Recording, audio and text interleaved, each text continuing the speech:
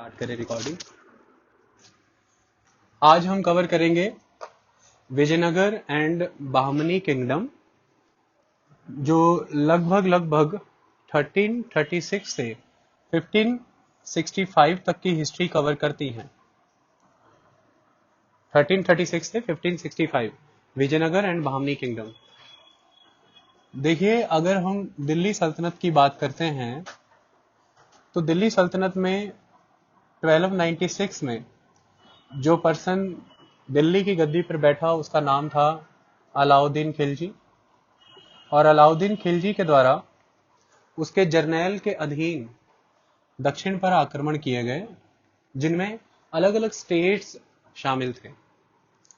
इसमें आक्रमण किया गया औरंगाबाद के पास देवगिरी के यादवों पर, तो Yadavas of the Devagiri sack कर लिए गए।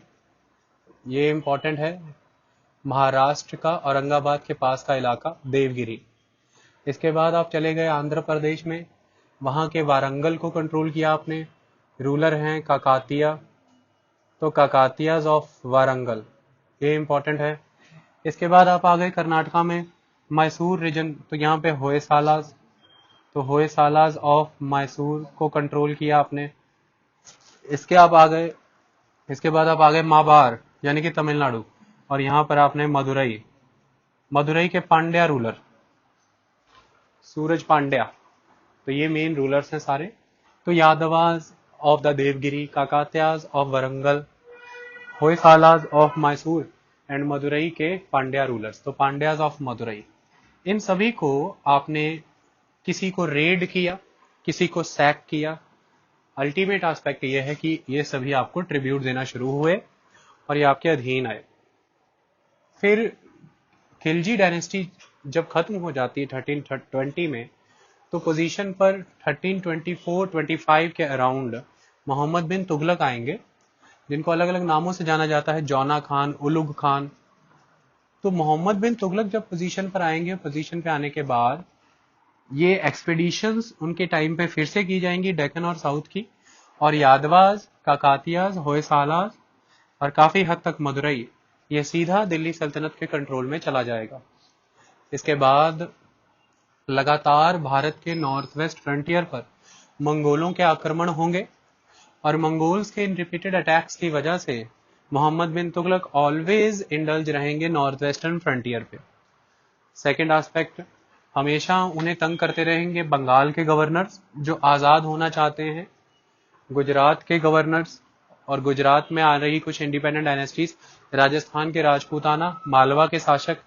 तो कुल मिलाकर के ये जो नॉर्थ इंडिया का टर्बुलेंस है, ये जो कैओस है, ये धीरे धीरे मोहम्मद बिन तुगलक की ओवर इंटेलिजेंस नॉर्थ में होने की वजह से दक्षिण में line by line independence declare की जाएगी। और उन्हीं इंडिपेंडेंस में से 1336 में दो ब्रदर्स हैं, हरिहर एंड बुक्का, ये स्थापना करेंगे विजयनगर किंगडम की। और इसके बाद एक रूलर्स हैं जो 1346 में, जिनका नाम है हसन गंगू, ये स्थापना करेंगे बहमनी किंगडम की। तो अब जो हम इतिहास पढ़ेंगे 200 साल का, यह दिल्ली से नीचे आकर के डेक्कन का और साउथ का पढ़ना शुरू करेंगे। ये वो पीरियड रहेगा जिस पीरियड में तुगलक डायनेस्टी लगभग 1400 के अराउंड पूरी तरह से ड्रेन और डिक्लाइन हो चुकी होगी, जिसका एंड हो जाएगा 1412 में। और ठीक इसी समय में जब उत्तर भारत कंप्लीट डिसइंटीग्रेशन से जूझ रहा है, दक्षिण में एक दौर इंटीग्रेशन का नजर आएगा। एक यूनिफाइड एम्पायर क्रिएट होगा विजयनगर और बहमनी के तौर पे। तो एक रिवर्स फेनोमेना हो रहा है, जहां उत्तर भारत बिखरेगा वहां पर दक्षिण भारत कंसोलिडेट होगा। जहां नॉर्दर्न इंडिया में economy, commerce and trade decline पे जाएगा, वहीं साउदर्न इंडिया में फ्लरिशिंग स्टेट अचीव होगा। जहां नॉर्थ में art and architecture, languages and literature decline की तरफ जाएंगे, वहीं साउथ में art and architecture, language, literature growth की तरफ आएंगे। तो इसलिए ऑल इन ऑल इतिहास का पलड़ा इस वक्त दक्षिण में भारी है, इसे समझना जरूरी है।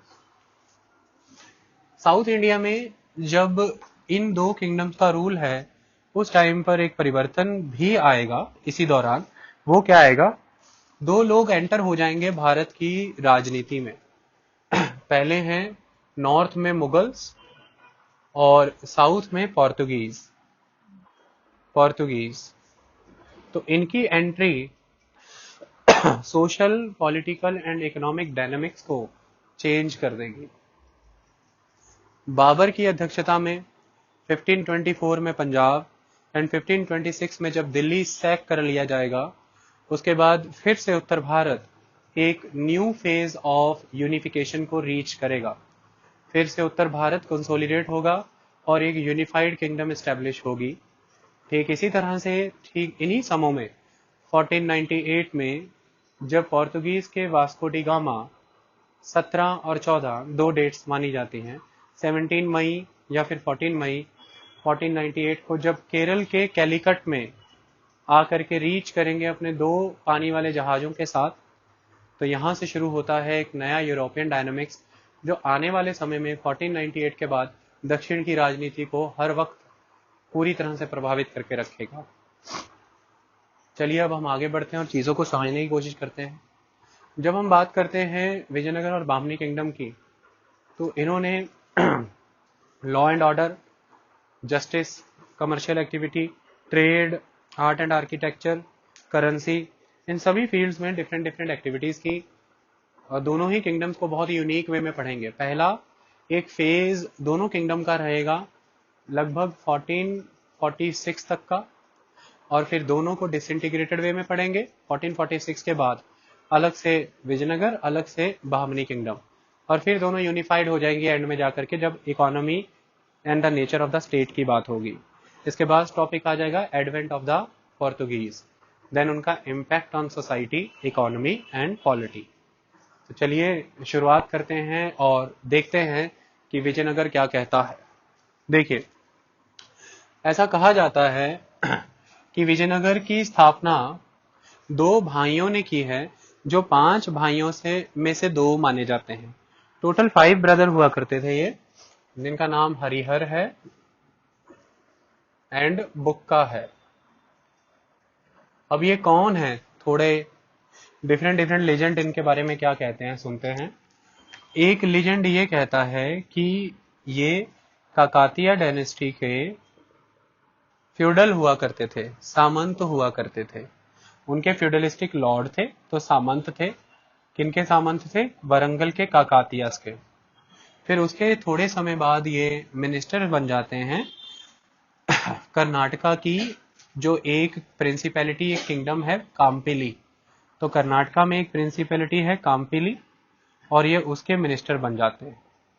तो इनके मिनिस्टर रहते हुए एक हरकत ये होती है कि तुर्किश सुल्तान जो नॉर्थ में हैं, उनकी नोबिलिटी में से एक बागी नोबल को काम्पिली राज्य में पनाह दे दी जाती है।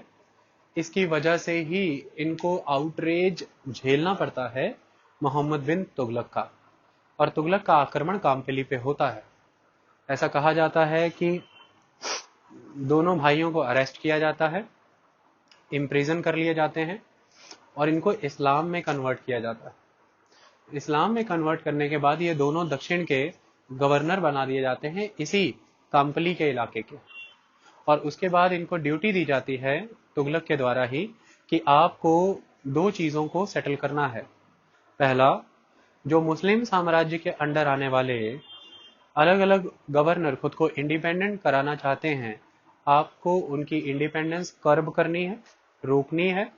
और सेकंड एस्पेक्ट कि जो ये होयसालास हैं द्वार समुद्र के या मैसूर के और वारंगल के काकातियां हैं, इनकी इंडिपेंडेंस की टेंडेंसी को भी आपको कंट्रोल करना है, कंट्रोल करना है, कंटेमिनेट करना है, जो भी कह लो।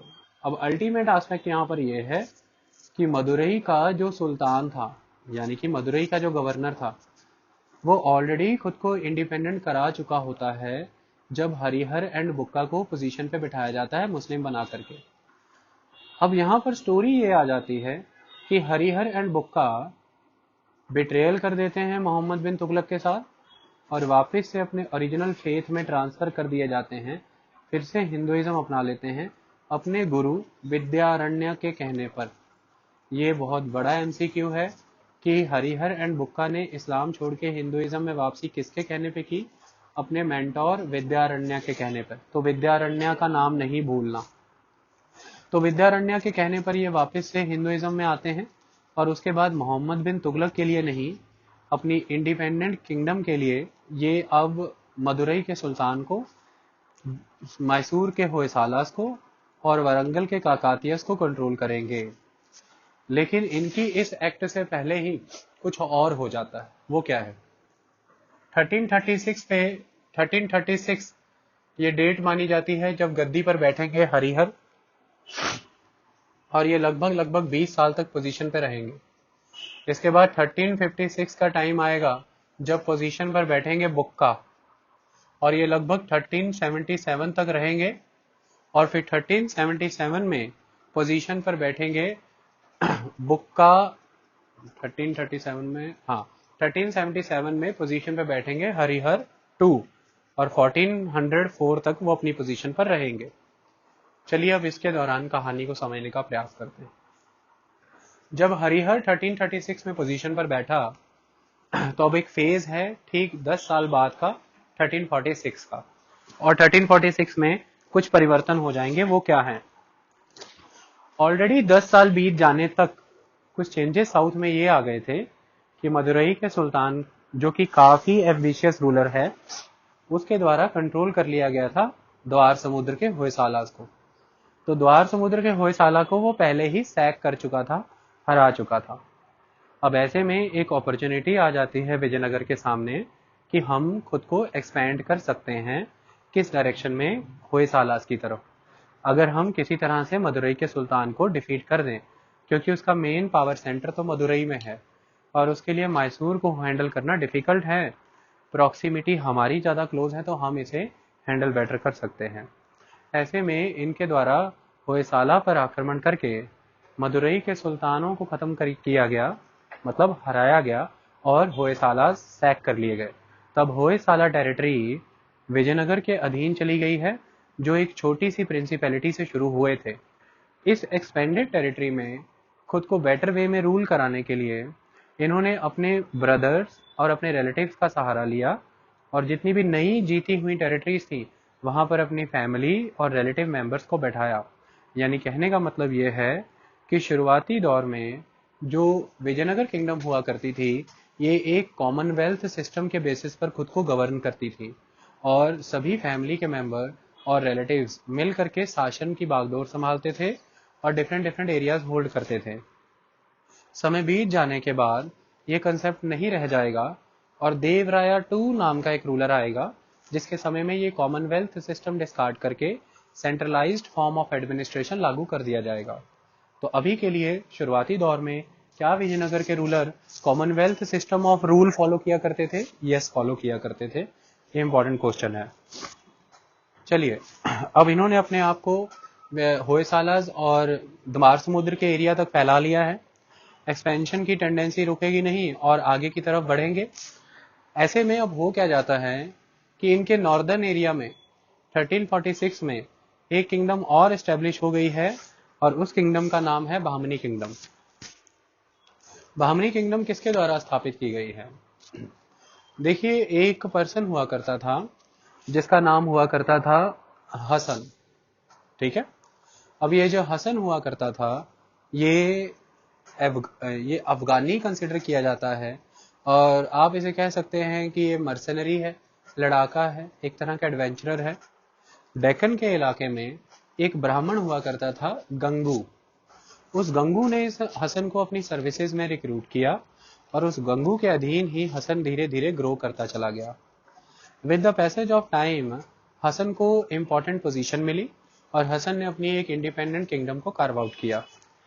समय बीतने के साथ कहानियां ऐसी बनती हैं कि इस हसन के द्वारा खुद का डिसेंट या खुद का ओरिजिन बताया गया कि मैं ईरान के लेजेंडरी बहमन शाह की लीनियंसी से बिलोंग करता हूँ। यानी कि जो लीनियज है बहमन शाह की, ये ईरान के लेजेंडरी रूलर हुआ करते थे इतिहास का, एंशियंट। तो मैं वहां से बिलोंग करता हूं, तो इसका नाम पड़ गया हसन बहमन शाह। याद रखना, हसन बहमन शाह। लेकिन जो आने वाले समय के मॉडर्न हिस्टोरियंस हैं, जैसे फरिश्ता है, तो फरिश्ता ने जब डिफरेंट डिफरेंट सोर्सेज को स्टडी किया, तो फरिश्ता के द्वारा ये कहा जाता है कि जो बहमन शाह है उसका ओरिजिन ईरान के लेजेंडरी हीरो से ट्रेस नहीं किया गया।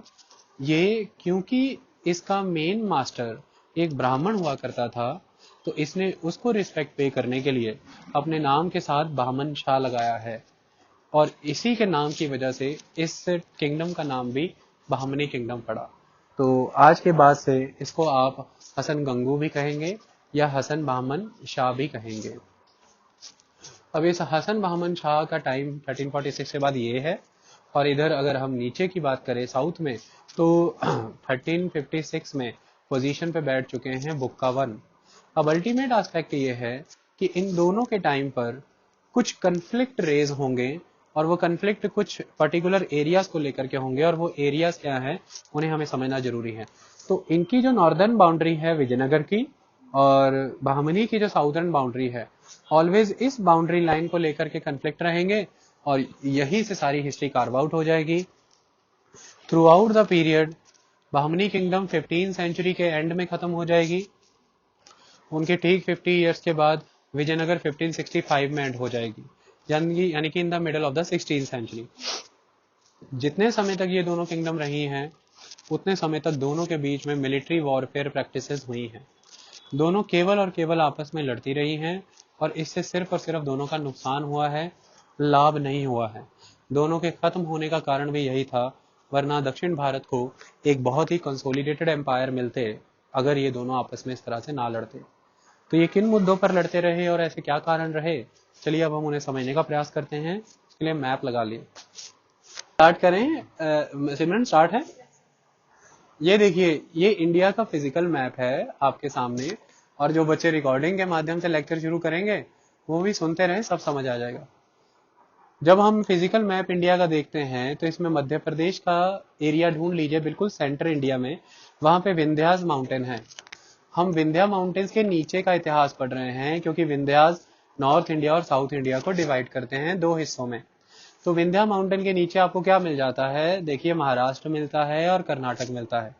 अब इसमें होता क्या है, जब आप कर्नाटक को देखते हैं, तो कर्नाटक के साउथ वेस्ट से एक रिवर उठ के ऊपर की तरफ जाती है जिसका नाम है तुंगभद्रा। और अगर आप बात महाराष्ट्र की करते हैं, तो महाराष्ट्र के वेस्ट से एक रिवर निकल के आती है जिसका नाम है कृष्णा। तो ये तुंगभद्रा और कृष्णा आपस में मिल जाती हैं, तो इनके बीच का जो इलाका बनता है इसे कहते हैं रायचूर दोआब। ये लगभग 30,000 माइल्स का एरिया है। इसके बारे में आप समझाएंगे, आगे बढ़ते हैं। दूसरा अगर आप देखें तो यही महाराष्ट्र है, इसी महाराष्ट्र के वेस्टर्न कोस्ट में सबसे पहले ऊपर से वेस्ट कोस्ट से निकलती है एक रिवर जो ईस्ट कोस्ट की तरफ जाती है, इसका नाम है गोदावरी। इसके बाद दूसरी रिवर है जो इसी वेस्टर्न कोस्ट से गोदावरी के नीचे से निकलती है और ईस्ट की तरफ जाती है, इसका नाम है कृष्णा। तो ये गोदावरी और कृष्णा जहां पर जाकर के गिरती हैं, वहां पर ये डेल्टा बनाती हैं। तो ये डेल्टा रीजन ये बहुत ही फर्टाइल एरिया है, यहाँ पर पैडी की, राइस की कल्टीवेशन बहुत बम्पर होती है। तो ये है गोदावरी और कृष्णा का डेल्टा। आज की डेट में यहाँ से नेचुरल गैस का पता चला है, इसलिए रिलायंस को इसका ठेका मिला हुआ है। तो केजी बेसिन कहते हैं इसको, कृष्णा गोदावरी बेसिन, याद रखना। ये पहले भी इंपॉर्टेंट था, आज भी इंपॉर्टेंट है। इसके अलावा ये है पेनिनसुलर इंडिया। इसमें ये सारा डार्क एरिया मैप के ऊपर आपको दिख रहा है। तो इसमें आप देखिए, ये जो ब्राउन एरिया आपको महाराष्ट्र, कर्नाटक और केरल तक दिख रहा है, इसको हम कहते हैं वेस्टर्न घाट्स। ये एक तरह के लो हाइट के प्लेच्यूज हैं, माउंटेन्स आप कह लीजिए, प्लेच्यूज हैं। तो इन वेस्टर्न घाट्स के वेस्टर्न एरिया में, और इसके बाद जहां पे कोस्ट शुरू होता है, तो कोस्ट से लेके वेस्टर्न घाट के बीच में एक narrow strip of green land है, that is very fertile and agriculture land in the Maharashtra. इसको हम कहते हैं कोंकण। ये कोंकण का इलाका है। तो तीन तरह के एरिया हमने डिस्कस किए, Tungabhadra, Krishna Godavari delta and the Konkan. इन तीन चीजों को लेकर के विजयनगर और बहमनी की फाइट ऑलवेज रही। क्या कारण थे? तुंगभद्रा का एरिया, यानी कि तुंगभद्रा और कृष्णा के बीच रायचूर का द्वाब, जो 30,000 मील का एरिया अपने पास रखता है, 30,000 स्क्वायर माइल का एरिया अपने पास रखता है, ये एक तो बहुत ही रिसोर्सफुल एरिया है, और दूसरा इस पर्टिकुलर एरिया में वेल्थ काफ़ी रहती है। शुरू से ही अगर आप भारत के इतिहास की बात करें तो बहुत पहले वेस्टर्न चालुक्य और चोला रूलर्स इस रायचूर द्वीप के लिए लड़ते रहे। इसके बाद देवगिरी के यादवा और मैसूर के होयसालास इसी द्वीप के लिए लड़ते रहे, और बाद में मिडेवल इंडिया में बहमनी किंगडम और विजयनगर किंगडम इसी द्वीप के लिए लड़ेंगे। ये द्वीप एक बहुत इंपॉर्टेंट द्वीप है भारत का, इतिहास में सदा ही इसके लिए युद्ध हुए हैं। तो दोनों इसी को कंट्रोल करने के लिए आपस में हमेशा युद्ध करेंगे और यही बर्बादी का कारण बनेगा। इसके बाद बात आ जाती है गोदावरी और कृष्णा के डेल्टा रीजन की, या कृष्णा गोदावरी बेसिन की। ये एरिया फर्टिलिटी वाइज तो बहुत इंपॉर्टेंट है ही, सेकंड सबसे इंपॉर्टेंट है इसके कोस्ट पे आने वाले पोर्ट। ये पोर्ट बहुत इंपॉर्टेंट हुआ करते थे साउथ ईस्ट एशिया के साथ ट्रेड करने के लिए, और इन्हीं पोर्ट्स के थ्रू कोस्टल ट्रेड होता था ईस्ट से वेस्ट इंडिया का। ईस्ट कोस्ट से वेस्ट कोस्ट तक आप सामान लेकर के आते थे, तो इन बंदरगाहों का महत्व बहुत था कमर्शियल पर्पस से। इसके बाद आ जाता है कोंकण का इलाका। कोंकण वो नैरो स्ट्रिप है जो अरेबियन सी से लेके महाराष्ट्र के कोस्ट, जो अरेबियन सी वाला महाराष्ट्र का जो कोस्ट है वहां से शुरू होता है और महाराष्ट्र में ही जो वेस्टर्न घाट्स हैं वहां तक जाता है। तो एक नैरो स्ट्रिप है महाराष्ट्र के वेस्टर्न रीजन में, वेस्टर्न घाट के खत्म होने से अरेबियन सी के शुरू होने तक का इलाका। ये बहुत एक्सट्रीम फर्टाइल एरिया है, पहली बात। दूसरा, यहाँ पर बहुत ही जबरदस्त पोर्ट आते हैं जैसे कि गोवा का, और गोवा का ये पोर्ट उस समय में इसलिए इम्पोर्टेंट था कि ये दोनों ही किंगडम एक तरह की वॉरियर किंगडम थी, और इन दोनों को ही उस समय की वॉरियर प्रैक्टिसेस में अगर एक दूसरे से जीतना है तो खुद को स्ट्रॉन्ग करना है on the basis of Iraqi and Irani horses, क्योंकि उस समय में युद्ध वो जीतता था जिसके पास बेस्ट कैवेलरी है, घुड़सवार हैं, लड़ाके हैं। और ईरानी and Iraqi horses Persian Gulf और रेड सी से होते हुए गोवा के बंदरगाह पे ही उतरते थे। तो जिसका गोवा के बंदरगाह पे ऊपर कंट्रोल है उसको फ्री फ्लो मिलेगा इन हॉर्सेस का, और वही अदर एरियाज में भी खुद को मैनोवर कर पाएगा, स्ट्रॉन्ग रख पाएगा। तो बंदरगाह की इंपॉर्टेंस बहुत है। अब ये तीन मेन बोन ऑफ कंटेंशन हैं, यही वो हड्डी है जिसके लिए ये लड़ते रहेंगे दोनों हमेशा से। और चलिए अब इन लड़ाइयों को और इन हड्डियों को समझने का आगे का प्रयास करते हैं। आई बात समझ में? कोंकण कोस्ट की एक इम्पॉर्टेंट बात यह है कि कोंकण एक तरफ अरेबियन सी में बंदरगाह या पोर्ट तो देता है, दूसरी तरफ कोंकण का कोस्ट अपने ही ईस्टर्न एरियाज में बहुत ही फर्टाइल और इम्पॉर्टेंट मेनलैंड एरिया के साथ भी अरेबियन सी को कनेक्ट करता है, क्योंकि इसके हिंटरलैंड में आने वाला एरिया काफी बड़े पैमाने पर कॉटन और राइस कल्टीवेशन के लिए जाना जाता है। इस वजह से ये भारत से सामग्री ले जाने के लिए भी इम्पोर्टेंट बंदरगाह हुआ करता था। चलिए शुरुआत करते हैं। अब शुरुआत में समझना ये है कि इन दोनों के बीच में हमेशा रेड की जाती थी रायचूर के इलाके में कि कैसे एरिया को कंट्रोल किया जाए। 1367 का समय है और हरिहर टू नाम का रूलर नहीं, बुक्का वन ही है अभी, 1356 में वो गद्दी पे। तो बुक्का वन के समय में अब अल्टीमेटली अटैक कर दिया जाएगा, और ये अटैक किया जाएगा रायचूर द्वीप के ऊपर। यहाँ पर एक जगह है जिसका नाम है मुदकल। मुदकल मुदकल के किले पर, जो कि एक तरह के क्या कह सकते हैं आप, डिस्टर्ब्ड एरिया का पार्ट है। मतलब दोनों के बीच में युद्ध है, डिसाइडेड नहीं है कि कौन यहाँ पर रेड करेगा, तो आप समझ लीजिए उसको नो मैन लैंड डिक्लेयर करा हुआ है। तो मुदकल के इलाके पर आक्रमण कर दिया जाता है विजयनगर के द्वारा, और इस आक्रमण में इस तरह की बर्बर हत्या दिखाई जाती है कि जितना भी वो गैरिसन टाउन है उसमें सारे गैरिसन्स मार दिए जाते हैं, सिर्फ एक छोड़ा जाता है कि वो जा करके बहमनी सुल्तानों को कहानी सुना सके। जब वो जा करके बहमनी सुल्तानों को कहानी सुनाता है, बहमनी सुल्तान की हालत कुछ ऐसी हो जाती है गुस्से में कि वो बर्दाश्त नहीं कर पाता, और वो ये शपथ लेता है कि मेरी तलवार अब मियान को तभी देखेगी जब मैं 1 लाख हिंदुओं को मार दूंगा। इसी प्रतिज्ञा की तरफ वो की वजह से वो दक्षिण की तरफ आता है, और पहली बार ऐसा होता है कि कोई बहमनी सुल्तान तुंगभद्रा नदी क्रॉस करके विजयनगर में घुस गया है। विजयनगर में घुसने के बाद आक्रमण बहुत भयंकर होता है। विजयनगर किंगडम का जो राजा है अपनी कैपिटल छोड़ करके जंगलों में छुप जाता है। कैपिटल पे अटैक होता है, हर जगह पे अटैक होता है, बच्चे, औरतें, बुजुर्ग सबको बर्बरता से मारा जाता है, लेकिन कैपिटल और राजा दोनों ही कंट्रोल में नहीं आते हैं। बहुत लंबा कैंपेन चल रहा है, मंथ बीत चुके हैं, अब बहमनी रूलर का भी सरवाइव करना पॉसिबल नहीं।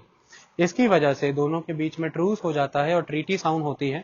और इस ट्रीटी में ये कहा जाता है कि हम यथास्थिति बनाए रखें, स्टेटस को, जो जैसे पहले जहां खड़ा था वहीं पहुंच जाते हैं वापस से अपनी अपनी ओरिजिनल टेरिटरीज में, पहली बात। और दूसरा, क्योंकि हम एक दूसरे के इमीडिएट नेबर हैं और यह तय बात है कि हम बहुत लंबे समय तक रहने भी वाले हैं, ऐसे में हमारे बीच आपसी युद्ध तो चलेंगे ही, लेकिन आज हमें एक ट्रीटी साइन करनी है कि हम इस आपसी युद्ध में अनआर्म्ड लोगों को और वुमेन एंड बच्चों को कभी कोई नुकसान नहीं पहुंचाएंगे।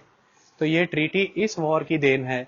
इस ट्रीटी के ऊपर अमल तो उस लेवल पर नहीं हो पाया, लेकिन फिर भी इस ट्रीटी ने दक्षिण भारत में युद्ध की नीति को बदल दिया और एक ह्यूमनिस्टिक अप्रोच से आज के बाद युद्ध होने लगे। अन्यथा दक्षिण में होने वाले बहमनी और विजयनगर के बीच की इन बैटल्स के थ्रू होता कुछ नहीं था, एक दूसरे के टाउन जला दिए जाते थे, लूट लिए जाते थे, सारे रास्ते हाईवेज प्लंडर कर दिए जाते थे, सारी इंपॉर्टेंट रिवर्स और लेक्स को पॉइजन कर दिया जाता था, सारे कुएं जहरीले बना दिए जाते थे, पेड़ जला दिए जाते थे, काट दिए जाते थे, फसलों को हाथियों से और घोड़ों से नष्ट करा दिया जाता था। पूर्ण रूप से यह बर्बादी का आलम होता था, इससे किसी का फायदा नहीं होता था। तो ट्रीटी कंक्लूड की कि हम इस तरह से आगे एक दूसरे को यह नुकसान नहीं पहुंचाएंगे। आई बात समझ में? अब इस ट्रीटी के बाद सिचुएशन ये बदल जाएगी कि अब दक्षिण में गद्दी पर बैठ चुके हैं 1377 से 1404 तक के शासक हरिहर टू। इनका नाम याद में रखना, हरिहर टू क्यों इंपॉर्टेंट है, स्टॉप करते हैं। हरिहर टू का टाइम आ चुका है और हरिहर टू अब अपने एम्पायर को एक्सपेंड करेगा कुछ नए डायरेक्शंस और नए एवेन्यूज फाइंड आउट करके। हरिहर टू के टाइम पर यह होगा कि वो ईस्ट की तरफ फोकस करेगा, ईस्ट कोस्ट, यानी कि अब आ गया टाइम किसका, रायचूर द्वाब एक जगह पे है, अब बात आ गई गोदावरी और कृष्णा के डेल्टा रीजन पे। अब गोदावरी कृष्णा के डेल्टा रीजन की कुछ खासियत है कि गोदावरी कृष्णा का डेल्टा जैसे शुरू होता है ना, तो इसके अपर रीचेस पे एक प्रिंसिपैलिटीज है रेड्डीज की, और इसके लोअर रीचेस पे मुहाने पे वहां पर खड़े हैं काकातिया वरंगल के, उनका भी होल्ड है। इनके बिल्कुल और थोड़ा सा नॉर्थ में उड़ीसा के शासक है, उनका भी इंटरेस्ट है। साउथ में मदुरई के सुल्तान जो हैं वो पूरी तरह से उत्पात मचाते रहते थे, लेकिन 1376-77 में फाइनली मदुरई का सुल्तान खत्म हो गया और हरिहर टू को एक स्टेबिलिटी मिल गई कि अब मैं मदुरई की तरफ से तो सिक्योर हो गया, अब मैं आराम से ईस्ट की तरफ जा सकता हूँ। तो ईस्ट में ये गोदावरी और कृष्णा के डेल्टा में एक तो रेड्डी बैठे हैं, दूसरे वरंगल के काकातिया बैठे हैं और तीसरा बहमनी का भी इंटरेस्ट है यहाँ पर। अब इस मेनेस को कैसे टैकल करना है उसको हमें समझना जरूरी है। ऐसा प्लान अभी हरिहर टू कर ही रहा है, उसके पहले ही कुछ परिवर्तन हो जाएंगे। वो परिवर्तन क्या है? वो परिवर्तन ये है कि जो वारंगल के काकातिया रूलर हैं, इनके द्वारा साथ दिया जाता है बहमनी शासकों का, जब बहमनी शासकों पर ऊपर से दिल्ली के सुल्तानों का आक्रमण होता है। अब बहमनी शासकों का तो साथ दिया था किसने? वारंगल के शासकों ने, जब दिल्ली से आक्रमण हुआ था नॉर्थ से। लेकिन बहमनी शासक के रिप्लेस होने के बाद जब उसके सक्सेसर्स आते हैं, वो इस बात का लिहाज नहीं करते कि वारंगल ने हमें साथ दिया था दिल्ली पर आक्रमण के लिए, वो वारंगल पर आक्रमण कर देते हैं। और वारंगल पे आक्रमण करने के साथ ही सबसे इंपॉर्टेंट ये होता है कि वारंगल की विसिनिटी में एंटर होके उनका सबसे इंपॉर्टेंट कौल का इलाका और वहां पे बसा हुआ गोलकोंडा का किला, तो कौल और गोलकोंडा की पहाड़ियां जीत लेते हैं। और गोलकोंडा अब किनके कंट्रोल में है? बहमनियों के। ये सबसे बड़ा स्ट्राइकिंग एक्ट था बहमनियों का। और सबसे सेकंड बड़ा एक्ट, गोलकोंडा लेने के बाद उसी समय एक ट्रीटी कर दी और डिक्लेयर कर दिया वारंगलों को कि जिंदगी में आज के बाद हम और हमारे सक्सेसर कभी लाइफ में गोलकोंडा के आगे नहीं आएंगे, आपकी टेरिटरी हमसे पेरेनियली सिक्योर हो गई। इस बात पर वारंगल के शासक खुश हो जाते हैं और एक बड़ी भव्य खुशी मनाते हैं।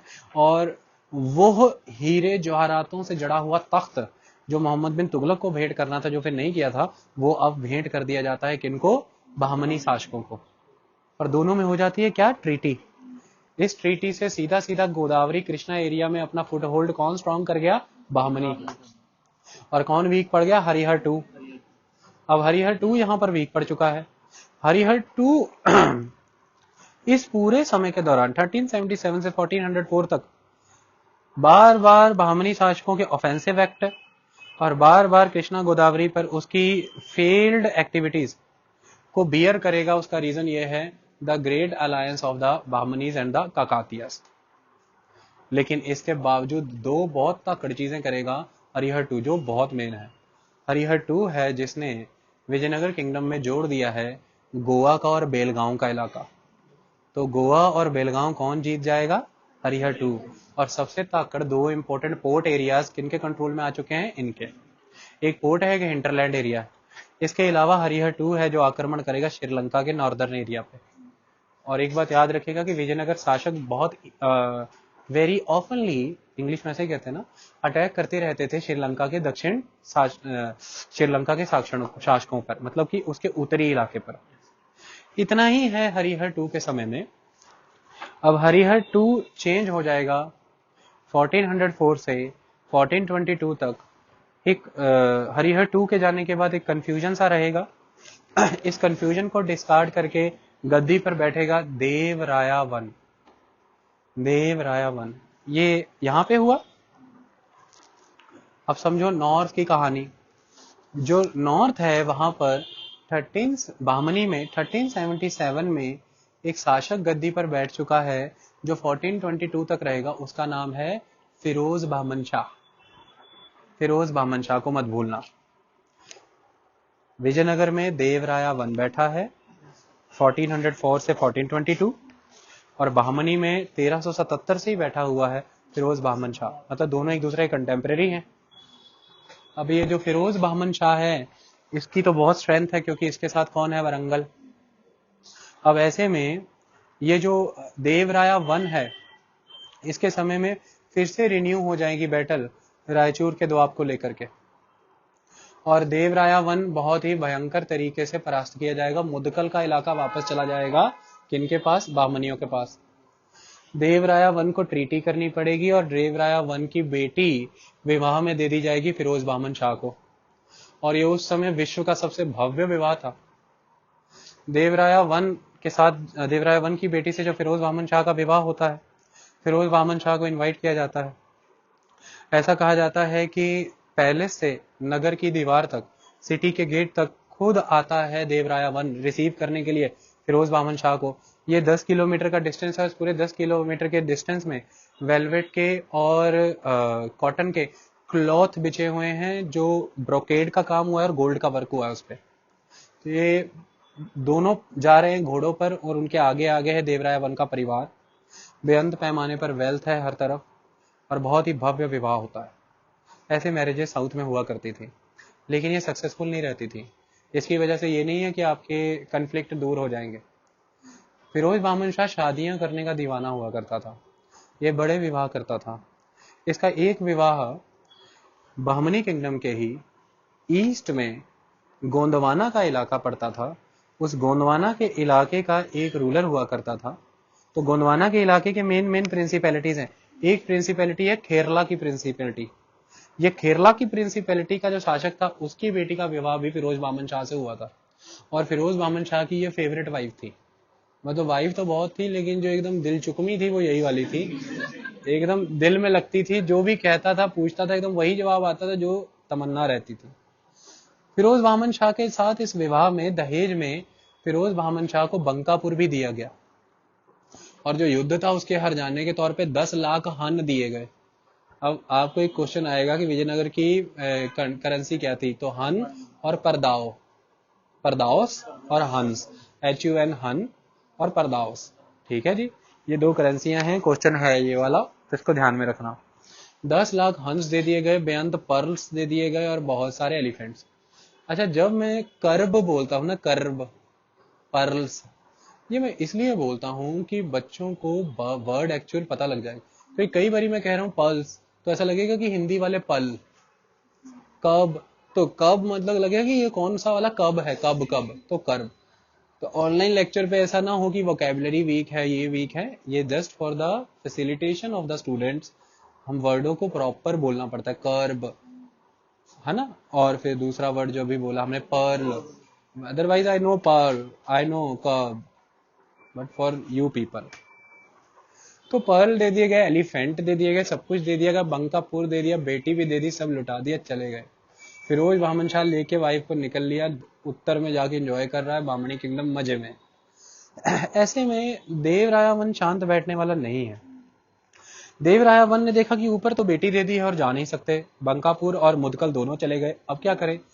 ईस्ट की तरफ रेड्डी परिवारों में कुछ कंफ्यूजन क्रिएट हो गया और इनमें सक्सेसर्स की और अदर वॉर्स शुरू हो गई। इस चीज को भांपते हुए देवराया वन ने वरंगल के काकातियों को मैसेज भेजा कि रेड्डी इस समय वीक हैं, तुम जो लोअर रीचेस पे बैठे हो और मैं जो इधर बैठा हूं, क्यों नहीं पूरा रीजन को अपना लेते, क्यों नहीं दोनों मिल जाते, बांट लेंगे। वारंगल डिफेक्ट कर गया बहमनी किंगडम से, उसने अलायंस कर लिया देवराया वन के साथ और विजयनगर के साथ। रेड्डियों की टेरिटरी तो अपनाई ही। 1419 की डेट है, फिरोज बहमन शाह को यह बर्दाश्त नहीं हुआ तो फिरोज शाह बहमन की भी धज्जियां उड़ाई, उसको भी हराया। तो देवराया वन हार के जीता भी है वारंगल के साथ अलायंस फॉर्ज करने के बाद, और फिरोज बहमन शाह 1419 में परास्त होता है। कैओस रहता है, सभी कहते हैं गद्दी से उतरो उतरो उतरो। फाइनली 1422 में अपने भाई अहमद शाह उर्फ वली, जो गेसू दराज का बहुत बड़ा फैन है ये बताऊंगा, उसके लिए गद्दी छोड़ देता है और गद्दी पर आएगा अब अहमद शाह, जिसे वली भी कहते हैं। और इसके समय में पैदा होगा, जैसे कभी अलाउद्दीन खिलजी का मलिक कफूर, वैसे अहमद शाह का मोहम्मद गमा। मोहम्मद गमा, इसका नाम नहीं भूलना, ठीक है। ये दक्षिण का जर्नैल मोहम्मद गमा, तो भारत ने दो जर्नैल देखे, एक मोहम्मद गमा और मलिक कफूर, ये दोनों बहुत तगड़े हैं। ओके, यहां तक की कहानी शुरू हुई। हम बहमनी में नहीं जाएंगे, हम विजयनगर को ही कंटिन्यू करेंगे। 1419 विजयनगर फिरोज शाह बहमनी किंगडम फिरोज बहमन शाह खत्म, हराया गया। देवराया वन है यहाँ पर। 1422 में देवराया वन भी ज्यादा खत्म हो जाएंगे। इसके बाद फिर से वही कंफ्यूजन, कैओस वेओस, और उसके बाद फिर इस कैओस के बाद लगभग 1424-25 में गद्दी पर बैठेंगे देवराया टू, जो रहेंगे 1446 तक। डन। देवराया टू गद्दी पर बैठने के बाद बहुत विचार करेगा कि ऐसे क्या कारण रहे कि हम बार बार बहमनियों से हारते रहे। इसके कारण ये रहे कि बहमनियों के पास बहुत जबरदस्त आर्चर्स थे एंड बड़ी ही जबरदस्त कैवलरी थी, जो उस समय में विजयनगर के पास नहीं हुआ करती थी। यह चीज देवराया टू को नहीं एक्सेप्टेबल थी। तो देवराया टू सबसे स्ट्रॉन्गेस्ट रूलर है किसका? विजयनगर किंगडम की राया क्लैन का। पूरे विजयनगर का सबसे स्ट्रॉन्गेस्ट तो आने वाला है कृष्णदेव राय, ठीक है, वो तो अभी आया ही नहीं है, ये तो अभी हम बहुत पीछे चल रहे हैं। तो ये देवराया टू है राया क्लैन का। राया खत्म होंगे, गद्दी पर कौन आएंगे? सलूबा, और सलूबा खत्म होंगे तो गद्दी पे आएंगे तुलुबा। तो तुलुबा कौन है? कृष्णदेव राया। वो बाद की बातें हैं, अभी यहाँ पे ही हम। तो अब अल्टीमेट एस्पेक्ट ये है कि देवराया टू एक बहुत ही स्ट्रॉन्ग आर्मी फैशन्ड करता है। 2000 मुस्लिम कैवलरी मैन्स और आर्चर्स को रिक्रूट करता है और उनको बोलता है कि तुम्हें सिखाना है मेरे सभी लोगों को। 60,000 आर्चर्स, हिंदू आर्चर्स, और 80,000 कैवलरी मैन क्रिएट करता है और 2 लाख की इन्फेंट्री। हालांकि ये एग्जैजरेटेड फिगर है, पर जो भी है यही फिगर है। तो कुल मिलाकर के इससे ये पता लगता है कि एक बहुत ही स्टेबल और सेंट्रलाइज्ड एडमिनिस्ट्रेशन क्रिएट की गई, एक आर्मी मेंटेन की गई हाई लेवल पर, और इसी आर्मी के दम पर आपने बार बार रेड भी की है श्रीलंका के ऊपर। तो देवराया टू के बारे में ये महत्वपूर्ण बातें जाननी जरूरी है। हालांकि इसी आर्मी ने और इसी सेंट्रलाइज्ड एडमिनिस्ट्रेशन ने बहुत ही भारी खर्चा भी डाला इनके गले पर, क्योंकि जितनी भी चीजें अब ये नए तौर पर आर्मी में इस्तेमाल कर रहे हैं सारी की सारी इंपोर्टेड होती थी। घोड़े भी इंपॉर्टेंट हैं, कैवलरी मैन भी इंपॉर्टेंट है, आर्चर्स भी कहीं ना कहीं इंपॉर्टेंट ही हैं। तो इसकी वजह से इनके ऊपर अधिक से अधिक खर्चा पड़ता चला गया, एक इंपॉर्टेंट एस्पेक्ट है। 1443 का टाइम है। अपने आप को पूरी तरह से संगठित और ऑर्गेनाइज करने के बाद देवराया टू को ऐसा लगा कि अब हमें क्यों नहीं वो टेरिटरीज ले लेनी चाहिए जो शुरू से ही हमारे पास हुआ करती थी। तो मुदकल और बंकापुर हमारा होना चाहिए, ये इंपॉर्टेंट एक्टिविटी है। इसी चीज को ध्यान में रखते हुए देवराया टू के द्वारा 3 युद्ध लड़े गए उस समय बहमनियों के साथ, जिसके कोई नतीजे नहीं निकले। फिर से वापस ट्रीटी होती रही। तो विजयनगर और बहमनी के बीच में बेअंत युद्ध हुए हैं, जिसके बारे में बहुत डिटेल डिस्क्रिप्शन हैं, लेकिन उनको पढ़ने का कोई फायदा नहीं, क्योंकि एट द एंड रिजल्ट वही है। बैलेंस ऑफ पावर कभी किसी के हाथ में कभी किसी के हाथ में, एट द एंड आपकी पोजीशन वही रहती थी, जहां पे आप होते थे वहीं पे वो दूसरा रहता था। देवराया टू के बारे में अलग अलग फॉरेनर्स हैं जो भारत में आए हैं और उन्होंने अलग अलग अकाउंट्स पेश किए हैं। उन अकाउंट्स को पढ़ना हमें जरूरी है। तो डिफरेंट ट्रेवलर्स आएंगे, जैसे अब्दुल रजाक भी भारत आएगा और देवराया टू के समय में ही ये आएगा, इस बात को आप याद रखना, ठीक है। तो निकोलो कोंटी भी आएगा, जो कि बिलोंग करता है इटली से, तो वो भी राया रूलर्स के समय में और मेजोरली देवराया वन के समय में आएगा। तो इनके द्वारा डिफरेंट डिफरेंट अकाउंट्स दिए गए हैं और एक अकाउंट में ये कहा गया है कि जो देवराया टू हुआ करता था, इसे किलोन के, पेगू के, पुलिकट के, बर्मा के, तनेसरिम के यानी कि मलाया पेनिनसुला और अदर एरिया के जो शासक हैं ये ट्रिब्यूट दिया करते थे, मतलब ये इसके अधीन थे। अब ये बात 100% एग्जैजरेटेड वर्जन है, क्योंकि जिसे बामनी नहीं संभल रहे हैं तो वो इनको जाकर के कहां से कंट्रोल करेगा। लेकिन ये बात मानने लायक है कि हाँ, ये उस समय का इतना प्रतापी शासक तो था कि आसपास के सभी फॉरेन कंट्रीज के साथ फ्रेंडली रिलेशंस रखना चाहते थे, इसलिए रेगुलर प्रेजेंस लगा के जाते थे, आके मिलके जाते थे, हाजिरियां लगा के चले जाते थे और गिफ्ट भी देते थे। ये बात बिल्कुल करेक्ट है। आई बात समझ में? इसी तरह से 1446 में खत्म हो जाएगा देवराया टू भी, और इसी के साथ एक कैओस मचेगा और ये सिस्टम आगे बढ़ता चले जाएगा। इस चीज को हमें यहाँ पर रोकना है और अब हमें पढ़ना है बामनी किंगडम के बारे में। इसको हम वापस से रिवाइव करेंगे, लेकिन अभी के लिए हम इसे यहाँ पे रोक देते हैं। इतना सारा फ्लो समझ आया? दोनों का कंपैरेटिव एनालिसिस और बामनी किंगडम सुनते हैं। देखिए, बामनी किंगडम में एक शासक हैं जिनका नाम है फिरोज बहमन शाह। इसके पहले तक के सारा कंसेप्ट आपने अभी जो मैंने कंपैरेटिव एनालिसिस बताया उसमें सुना। फिरोज बहमन शाह 1377 से 1422 तक की चलो कहानी समझते हैं। फिरोज बहमन शाह ये चाहता था कि मैं जो डेक्कन है इसे इंडिया का कल्चरल सेंटर बना दूं। इसके पीरियड में नॉर्थ में सल्तनत डिक्लाइन होने लगे थे, वहां से बहुत सारे learned Paes and theologians south की तरफ आ गए और इन्हें फिरोज बहमन शाह ने आश्रय दिया। पहली बात, फिरोज बहमन शाह एक बहुत ही लर्नड पर्सनैलिटी था।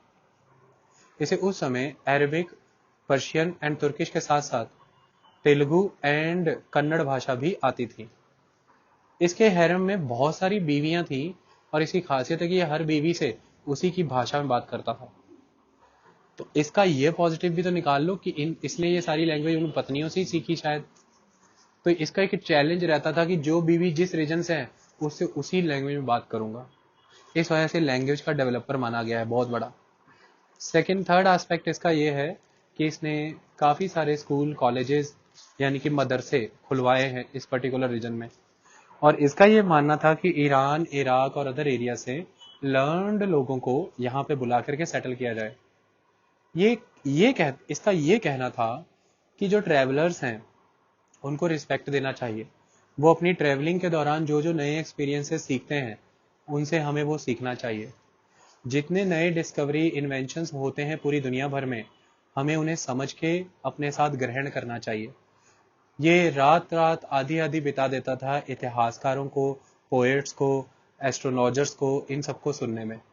ये रिलीजियस साइंसेस का महारथी था, यानी कि कुरान के ऊपर टीका करनी आती थी, इसे कमेंट्री करनी आती थी और शरिया के ज्यूरिस्प्रूडेंस को बहुत अच्छे से समझता था। ये नेचुरल साइंसेस में बहुत बिलीव करता था, जैसे मेडिसिन, बॉटनी और एस्ट्रोलॉजी, एस्ट्रोनॉमी, लॉजिक्स, इन सब में बहुत स्ट्रॉन्ग फॉलोअर था इन चीजों का। इसकी इसी नॉलेज के बेस की वजह से ही इसने उस समय में दौलताबाद में एक ऑब्जर्वेटरी बनाई एस्ट्रोनॉमी को ग्रो कराने के लिए। तो ये ऑब्जर्वेटरी बनाने के लिए जाना गया है, ये इंपॉर्टेंट एस्पेक्ट है। ये आर्टिलरी की, घुड़सवारी की इन नई तकनीकों से अच्छी तरह से वाकिफ था। जो पहला युद्ध हुआ था जब बुक्का वन के द्वारा मुदकल को कंट्रोल कर लिया गया था, उस युद्ध में ऐसा कहा जाता है कि पहली बार आर्टिलरी का प्रयोग हुआ था दोनों ही सेनाओं की तरफ से, और आर्टिलरी ने ही ध्वंस पैदा किया था बहुत हाई लेवल पर। तो ये सारी कलाओं, नई तकनीकों से फिरोज बहमन शाह वाकिफ था। फिरोज बहमन शाह में हर तरह का गुण था। ये बहुत जबरदस्त टॉलरेंट था। ये डिफरेंट डिफरेंट रिलीजियस फेथ को लेकर के कतई कट्टर नहीं था, पूरी टॉलरेंस रखता था और ये सभी को एग्जिस्ट करा देना चाहता था। ये इसकी नेचर हुआ करती थी। इसके दो ही ऐब इसे मार गए। पहला ऐब कि ये बहुत तक्कड़ पे अक्कड़ था, ये पीना नहीं छोड़ सकता था, और दूसरा गाने सुनने का शौक रखता था। जितनी पत्नियां थी सबसे अलग अलग राग में, अलग अलग भाषा गाने सुना करता था। इस वजह से गाने में और पीने में ये काफी हद तक बिजी रहता था, जिसमें अदर टाइम पे फिर और ही कुछ होता रहता था। इसके द्वारा किए गए सबसे बड़े काम में ये काम है कि इसने एडमिनिस्ट्रेशन में बड़े लेवल पर भारतीयों को इंडक्ट किया, और इसी के समय में एक नया वर्ग पैदा हुआ भारत की राजनीति में बहुत जबरदस्त, जिसे कहा जाता है दक्कनी ब्राह्मण। डेक्कन ब्राह्मणास।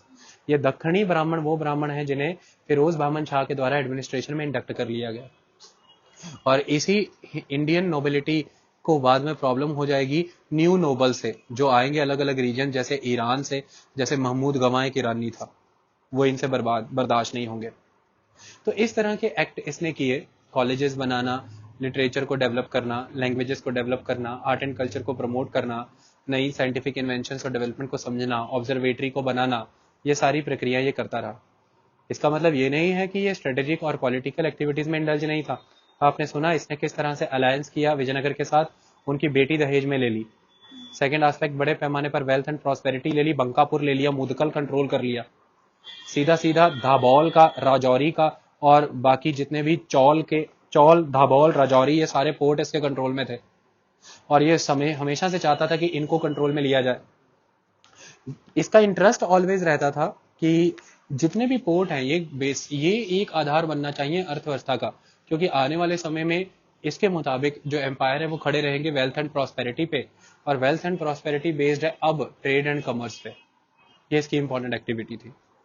तो कुल मिलाकर के फाइनली जब वारंगल का और दक्षिण में विजयनगर का अलायंस होता है, ये हार जाता है और इसे अपनी गद्दी छोड़नी पड़ती है अपने ब्रदर के लिए, जिसका नाम है अहमद शाह, जिसे सेंट भी कहते हैं या वली भी कहते हैं, क्योंकि मध्य भारत के एक बहुत ही जबरदस्त संत गेसु दराज के प्रभाव में रहता था अहमद शाह। तो गेसु दराज किस किंगडम से जुड़ा हुआ है? बहमनी। गेसु दराज से कौन सा रूलर जुड़ा हुआ है? अहमद शाह वली, जो किस किंगडम का रूलर है? बहमनी। अहमद शाह के द्वारा ये देखा गया कि अभी अभी हम 2 युद्ध हारे हैं, और आपने देखा वो युद्ध हारे हैं, आपने देखा विजयनगर से हारे हैं। तो अहमद शाह के द्वारा इस बात को माना गया कि अब हमें किसी न किसी वे में रिवेंज लेना है और पहले हमें सेटल करना है वरंगल को, क्योंकि वरंगल की धोखेबाजी की वजह से ही हमारा सारा सिक्का हिला है। और अहमद शाह अब अपने आप की एक्सपेंशनिस्ट पॉलिसी अपना लेगा, और इसी एक्सपेंशनिस्ट पॉलिसी के लिए रिस्पॉन्सिबल है इसका मिनिस्टर, जिसे हम प्राइम मिनिस्टर कहते हैं, जिसका नाम है महमूद गवां। चलिए अब महमूद गवां का दौर शुरू करते हैं। महमूद गवां, GAWAN। महमूद गवां के द्वारा, महमूद गवां कौन है? महमूद गवां के शुरुआती इतिहास के बारे में जानकारियां खुल के नहीं मिलती हैं, लेकिन ऐसा लगता है कि ये एक ईरानी है और ये एक व्यापारी है, जिसे जब सुल्तान के सामने पेश किया गया तो ये उसका फेवरेट हो गया, और सुल्तान ने इसे फिर बहुत तेजी से रेस करना शुरू किया, और ये भारत का पेशवा बना। किसका? बहमनी किंगडम का। पेशवा माने होता था प्राइम मिनिस्टर, तो पेशवा बन गया। और पेशवा बनने के बाद फिर इसने जबरदस्त पैमाने पर रिफॉर्म्स शुरू किए। महमूद गवां के समय में एक एक्टिविटी ये हो गई कि बहमनी किंगडम के नॉर्थ में टर्बुलेंस होने लगे। तो महमूद गवां के सामने चैलेंजेस हैं कि वारंगल को और ईस्ट को कंट्रोल करना है, विजयनगर को टैकल करना है और अपने नॉर्दर्न फ्रंटियर को सेटल करना है। तो बहमनी किंगडम के नॉर्थ में मालवा, और मालवा में रूलर है, मैंने बताया था, मोहम्मद खिलजी। ये दिल्ली सल्तनत वाले खिलजी नहीं है, ये लोकल रूलर है मालवा के खिलजी, मोहम्मद खिलजी। बताया था ना, ये मोहम्मद खिलजी बहुत ही बेताबी इंसान है। इसको लगता है जब मालवा मेरे कंट्रोल में तो मैं बाकी चीजें क्यों नहीं जीत सकता। इसकी तमन्नाएं मसरत में है इस समय। इसे कोंकण चाहिए, गोंदवाना चाहिए और बेराड़ चाहिए। ये 3 इलाके से चाहिए। चलिए थोड़ा गोंदवाना और बेराड़ के बारे में बता देते हैं। भौगोलिक तौर पे ये कहाँ स्थित है, ज्योग्राफिकली ये कहाँ लोकेटेड है। ओके सुनो, जो बेराड़ हुआ करता था, ये महाराष्ट्र का ईस्टर्न एरिया है, जैसे आज की डेट में आप विदर्भ भी कह सकते हैं। और बेराड़ बड़े पैमाने पर एग्रीकल्चर यानी कि कॉटन कल्टीवेशन के लिए जाना जाता था, और उस समय कॉटन का एक्सचेंज किया जाता था साउथ ईस्ट एशिया और अदर कंट्री से, और बदले में वहां से टिन और सिल्वर लिया जाता था। कॉटन के इतना महत्व था। कॉटन बेचा जाता था अफ्रीका में, वहां से आइवरी लिया जाता था, वेस्ट एशिया में बेच करके वहां से ग्लासवेयर्स लिए जाते थे, चाइना में भेज करके वहां से पोर्सलेन मंगा लेते थे। तो कॉटन बड़ी चीज थी। अब ये कॉटन वाला बेराड़ का इलाका, इसके अलावा अब ये बेराड़ में आज का विदर्भ ही नहीं आता है, उस समय बेराड़ के इलाके में महाराष्ट्र का काफी हद तक ईस्ट का इलाका। तो मतलब बेराड़ को आप कहां पर काउंट कर सकते हैं? महाराष्ट्र का ईस्ट, थोड़ा सा मध्य प्रदेश का भी थोड़ा सा ईस्ट, थोड़ा सा छत्तीस